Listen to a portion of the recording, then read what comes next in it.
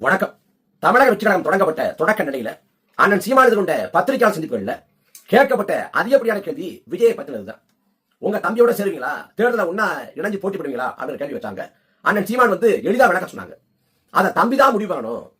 அதுக்கு பொருள் என்னன்னா, நாம் தமிழக கட்சியின் தலைமையை ஏற்றுக்கொண்டு, நாம் தமிழக கட்சி முன்வைக்கக்கூடிய தமிழ் தேசிய தத்துவத்தை ஏற்றுக்கொண்டு, தலைவர் பிரபாகரை தலைவராக ஏற்றுக்கொண்டு, நாம் தமிழக கட்சி ஆட்சியின் செயல்பாட்டை ஏற்றுக்கொண்டு அவர் பயணிக்க விருப்பப்படுவார்னா மேற்கொண்டு பேசலாம், மேற்கொண்டு பரிசீலிக்கலாம், மேற்கொண்டு விவாதிக்கலாங்கிறதா.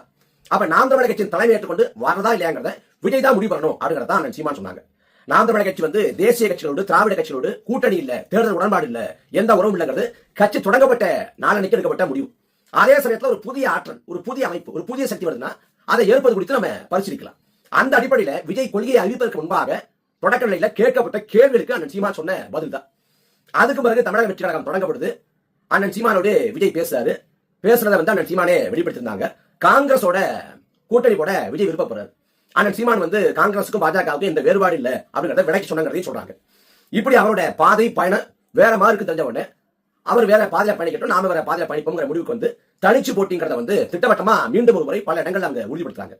இன்னும் சரியா சொல்லணும்னா, விஜய் கட்சி தொடங்கினது 2024 ஆண்டு பிப்ரவரி 2ஆம் தேதி. ட்விட்டர் தளத்துல ஒரு ட்வீட் போறாரு, தமிழக வெற்றி கழகம் அப்படின்னு கட்சி அறிவிக்கிறேன் அப்படின்னு அறிவிக்கிறார். பிப்ரவரி 2ஆம் தேதி. ஆனா அவர் கட்சியோட கொள்கையை அறிவிக்கிறேன்னு கொள்கை திருவிழா அப்படின்னு விக்கிரவாண்டில மாநாடு போட்டது அக்டோபர் 27ஆம் தேதி.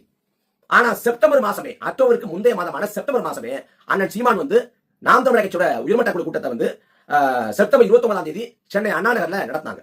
அந்த கூட்டத்துல தனிச்சு போட்டிங்கிறத அந்த இடத்தையும் மீண்டும் ஒரு முறை சொன்னாங்க. சொல்லிட்டு எப்படி ராமதாஸ் விமர்சிக்காம கடந்து போறோமோ, எப்படி திரும்ப விமர்சிக்காம கடந்து போறோமோ, அதே போல விஜய் விமர்சிக்க கூடாது. அவன் நம்மளோட சகோதரன். விஜய் விமர்சிக்காம இருந்தா நீ கட்சி விட்டு வெளியே போய் விமர்சி அப்படின்னு சொல்றாங்க. அதாவது அந்த ஊடகங்கள் அந்த அரங்குக்குள்ள அனுமதிக்கப்படல. அதனால அண்ணன் பேச பேச்சு வெளில தெரியாது. அப்ப என்ன கேள்வி பொதுவா இருந்துச்சுன்னா, இப்ப ராமதாஸ், பாமக, திருமாவளவன், விசிகா இவங்க மிஞ்சி போனா ஒரு 15 தொகுதி 20 தொகுதியில போட்டி போடுவாங்க.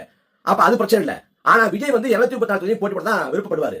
அப்ப சக போட்டியாளராக களத்துக்கு வருவாரு. அவரை விமர்சிக்காம எப்படி நம்ம அரசியல் பண்ண முடியுங்கிற கேள்வி கூட வைக்கப்பட்டுச்சு. ஆனாலும் விஜய் விமர்சிக்க வேண்டாம் நிலைப்பாட்டில் அண்ணன் தொடர்ந்தாங்க. செப்டம்பர் மாசம் அறிவிச்சாங்க. அக்டோபர் மாசம் இவர் மாநாடு போறதுக்கு முதல் நாள் உட்பட முதல் நாள் பத்திரிகா சந்திப்புல கேட்கிறப்ப, என் தம்பியே நான் விமர்சித்தாலும் நான் விமர்சிக்க மாட்டேன், நான் கடந்து போவேன் அப்படின்னு சொல்றாங்க. இப்படி விஜய் விமர்சிக்க வேண்டாம், நாம தனிச்சு போட்டி போடுவோம், நம்மளோட பயணத்தை, நம்மளோட பாதையை நாம பார்த்துட்டு போவோங்கிறதா என்னோட நிலைப்பாடு இருந்துச்சு.